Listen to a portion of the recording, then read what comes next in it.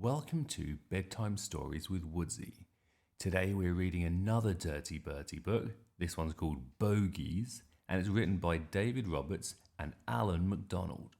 Chapter 1. Bertie! Miss Boot thundered.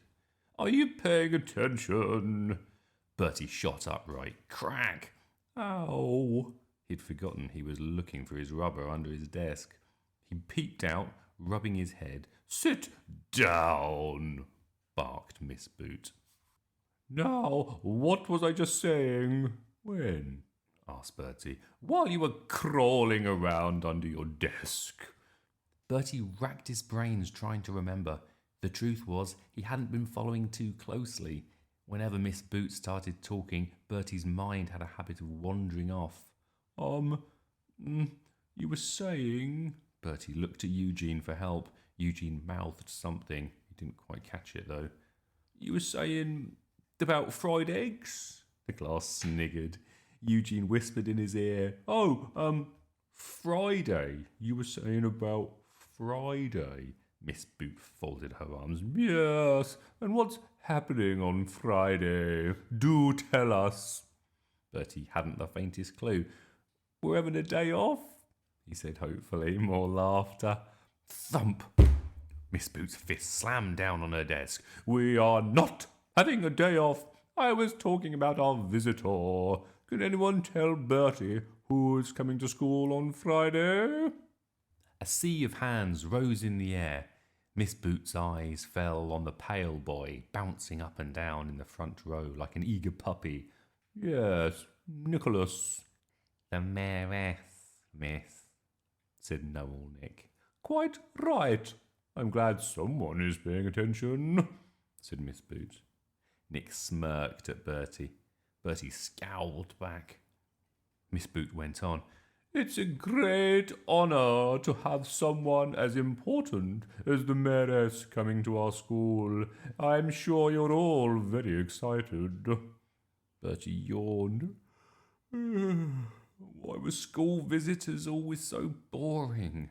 Why didn't they invite someone interesting for a change, like a lion tamer or a brain surgeon? Now, said Miss Boot, eyeing the class, Miss Skinner would like one of our class to do a special job. One lucky child is going to welcome the mayoress in assembly. Who wants to be a volunteer? The hands shot up again. Bertie couldn't see what all the fuss was about. Noel Nick was jiggling around as if he needed the toilet. Miss me, he gasped. Miss Boot hesitated. Last time there was a visitor, she had chosen Nick to meet them, and the time before. Hands down, she said. Since so many of you are keen, we'll put all of your names in a hat and draw one out. Everyone wrote their name on a piece of paper and put it in a biscuit tin. Miss Boot didn't actually have a hat, so she drew out a scrap of paper and unfolded it. She read the names scrawled in big letters. She turned white. She looked as if she might pass out. Who is it, miss? Who is it? Everyone asked. Oh, Bertie, groaned Miss Boot. Bertie looked up from doodling on his maths book. What? I wasn't doing anything, he said. Miss Boot sighed. If you were listening, Bertie, you'd know that you've been chosen to welcome the mayoress. Me? Said Bertie. Really? Really, said Miss Boot. The bell went for break. She screwed up the piece of paper in her hand. She needed to find somewhere quiet to lie down. Chapter 2. You, said Dad. You, said Susie. They want you to meet the mayor, boy. Actually, it's the mayoress, Bertie said. But why you? Asked Susie. They had the whole school to choose from. Why didn't they pick someone with half a brain? Bertie ignored this remark. Miss Boot thought I'd be good at it, he said. Meeting mayoresses and that, making speeches. Dad looked horrified. Surely they don't want you to make a speech, boy. I don't know yet, said Bertie. We're having a practice this Thursday. Mum put her arm round his shoulder. Well, I think it will be wonderful, Bertie. I'm very proud of you. Yes, said Bertie, sticking out his tongue at his sister. He hadn't mentioned that he had been selected by pure chance. That was just a small detail. Susie still couldn't believe it. Has your teacher got a screw loose? She asked. Does she know what you're like? Don't see why you're making such a big fuss, said Bertie. All I've got to do is give her a bunch of old flowers. It's not difficult. Of course it's not, said Mum. But it is the mayoress, and she is, very important. I've never heard of her, said Bertie. And the whole school will be watching. Oh, yeah, I forgot. Miss Boot says a man from the Pudsley Post is coming as well. The newspaper? Yeah. He's going to take my picture with the Mayor Hess. Oh, good heavens. Is that a good idea? Said Dad. Bertie frowned. He'd expected a bit more enthusiasm from his family. He thought they would be pleased that his picture was going to be in the paper. I'm sure it will all be fine, said Mum, just as long as you don't do anything, silly. Like what? Burping, said Susie. Or talking with your mouth full, said Dad. And please, Bertie, don't pick your nose, pleaded Mum. I won't. When do I ever pick my nose? Only every 5 minutes, said Susie. Well, what does it matter? It's my nose, said Bertie. It's not as if I go around picking any old nose. Mum rolled her eyes. You just cannot do it. Not when you're meeting the mayoress. I won't. All the other things, said Susie. What other things? Eating bogeys, said Susie. It's disgusting. I don't. You do. Dad held up his hand. In any case, nose picking is a horrible habit, and it's time you gave it up, boy, he said. I will, said Bertie. But no buts. I want you to promise. Bertie sighed heavily. I promise. You won't catch me picking my nose again. Chapter 3. Bertie went upstairs to his room, humming to himself. He had promised his parents they wouldn't catch him picking his nose, so he'd just have to make sure he wasn't caught. In any case, he didn't see what all the fuss was about. Everyone picked their nose. His friends certainly did. Bertie and Darren often compared bogeys to see who had the biggest. They'd invented several bogey games, including bogey golf, bogey table football, and roller bogey. Grown-ups picked their noses too. Bertie had seen his dad do it when he was driving, and Miss Boot did it when she was reading a book. He bet even the Queen picked her nose when no one was looking. So what was the harm if Bertie sometimes had a good clean out? Talking of which, there was no one about now. Bertie! Mum stuck her head around the door. Remember what you promised. I wasn't, cried Bertie. I just had an itch. Mum tutted. I'm watching you. Bertie flopped down on his bed. This was terrible. If you couldn't pick your nose in your own bedroom, where could you do it? 5 minutes later, he slipped out the back door.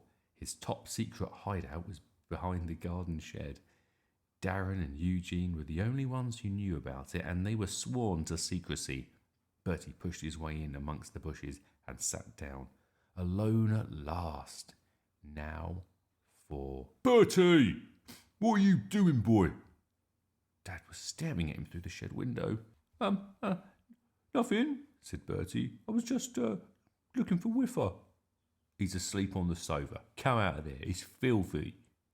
Bertie drooped back to the house. This was hopeless. His parents wouldn't leave him alone for 5 minutes. He was actually glad when it was time to go to bed. Mum came in to tuck him in. Good night, Bertie. Night, Mum. Sleep tight. Click. Off went the bedroom light. Peace and quiet at last. No one to disturb him. Bliss. Bertie's finger crept out from under the covers. Bertie! Stop picking your nose, said Mum. Chapter 4. For the rest of the week, Bertie's parents watched him like vultures. He couldn't even lift a hand without Mum tutting or Dad glaring at him. He tried to find places where he could be by himself. On Tuesday, Mum found him hiding in the towel cupboard. On Wednesday, Dad caught him in Whiffer's kennel. School was just as bad. Miss Boot made him practice his part for assembly over and over again. She barked orders at him. "Don't slouch! Hands out of your pockets! Stop mumbling! Speak up!" By the time Friday came round, Bertie was beginning to wish he'd never been chosen. He wished he was sitting with his friends instead of standing at the front with a bunch of droopy flowers. He could see Darren and Eugene pulling faces at him. Darren put 2 fingers up his nose as a joke. The man from the Pudsley Post was there, ready with his camera. Bertie shuffled his feet nervously. What if he did something wrong? What if he tripped on the steps or trod on the flowers? What if he forgot what to say? The hall was hot and airless. Miss Boot was frowning at him. More than anything, Bertie was dying to pick his nose. He always picked his nose when he was nervous, and now it was like having a terrible itch which you couldn't scratch. His nose felt bunged up.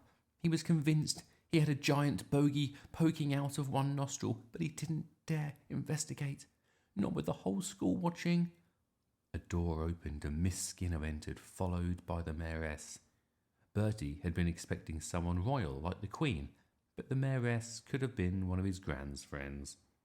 She wore a plum-coloured dress which matched her face. Round her neck was a large silver chain. She took a seat while Miss Skinner turned to face the rows of children. "We are extremely honoured, blah, blah, blah," droned Miss Skinner. Bertie had stopped listening. He'd just noticed no one in the hall was looking at him. They were all gazing up at the mayoress and her silver chain. "Go on," said a voice in Bertie's head. "One little pick. What harm can it do?" Bertie bent his head as if he needed to scratch his nose. It didn't take more than a few seconds. "Bertie!" hissed Miss Boot. "Hurry up! We're waiting!" Bertie dropped his hand. Had he been spotted? He glanced round. No, but Miss Skinner had stopped talking. Everyone was waiting for him to welcome the visitor. He thudded up the steps and onto the stage. He thrust the droopy flowers at the mayoress. "For you, Miss Mayoress, from all the children," he said in one breath. "Oh, thank you. How kind," she said. Bertie turned away. Everything might have been all right if he'd gone back to his place there and then, but he realised he'd forgotten something. He was meant to shake hands. He turned back and stuck out one sweaty hand. Bertie stared in horror. There was something stuck to the end of his finger. Oh, a giant green bogey. The mayoress had seen it too. She bent closer to examine it. "Oh, and what is that?" "What?" asked Bertie. "That thing stuck to your finger." "Oh, that? It's. And then he did it. The thing he claimed he never did. The thing that no one in the school who saw it happen would ever forget. The thing you must never do when someone is about to take your picture for the paper. Bertie put his finger in his mouth and ate the bogey. How disgusting. Well, that's the end of the book. Thank you so much for listening, and please come back soon for another bedtime story with Woodsy. Bye for now.